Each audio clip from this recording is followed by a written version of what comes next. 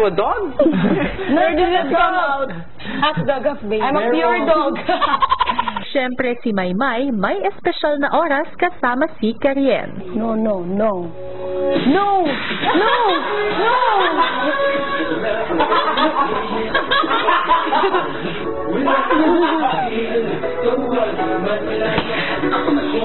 Hello! No! Kung naging masaya si Karien sa kanyang unang araw sa bahay, kinabukasan tila kabaliktaran naman.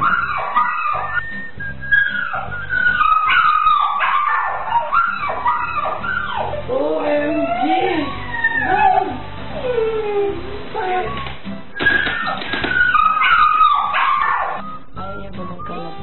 Oh my God! Baka magkakaroon niya tayo. Ay!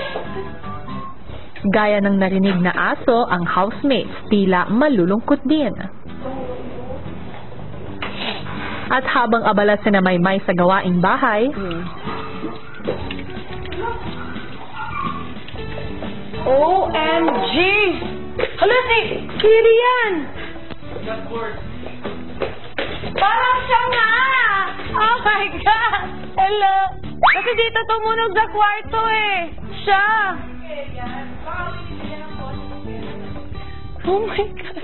Yay! Buhay ang aso! matapos iwanan ni Maymay, si Karien, No, I'm not. Okay. Sorry! Hello? Bakit parang nadidinig ko maingay ang alaga mo? Oh my God! Si Kirian talaga? Hindi ko lang kuya, siguro walang kalaro. Hello! Karien, malungkot ka ba? Bakit ka malungkot? Kasi hindi ako pinapansin ni Mama. Tapos, wala akong kalaro. Paano yan, Maymay? May buhay na si Kirian. Hindi ko alam. Maymay, dahil nga ikaw ang tagapangalaga niyan, dapat siguraduhin mo na laging masaya siya.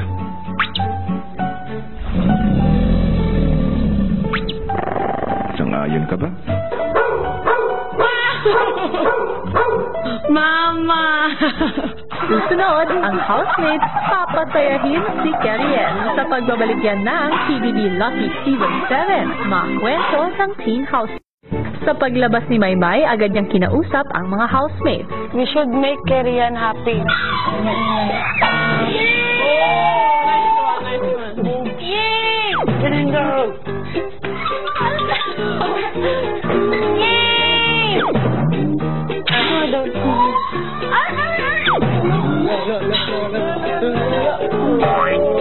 Masaya ako kasi nga may buhay siya. Umiiyak siya, tapos nagtatampo siya kapag yun. Oh, masaya yun, kuya. Talagang parang totoo siya. Sabi. Yeah! Kahit nga baliw kaming lahat kasi nga hindi talaga totoo yung mga ano, pero tinry pa rin yung best nila, kuya, para maging masaya si Kirian. Si Maymay may naisip pang pakulo para pasayahin si Karien.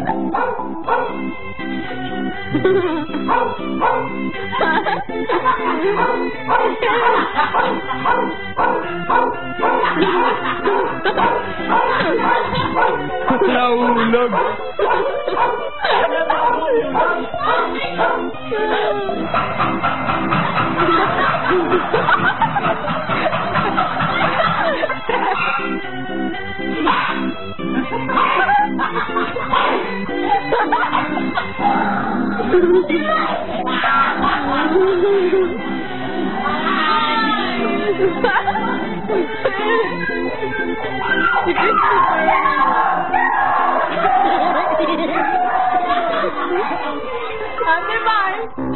Abangan bukas sa PBB Lucky Season 7 ang mga kwento ng Teen Housemates. Roll over!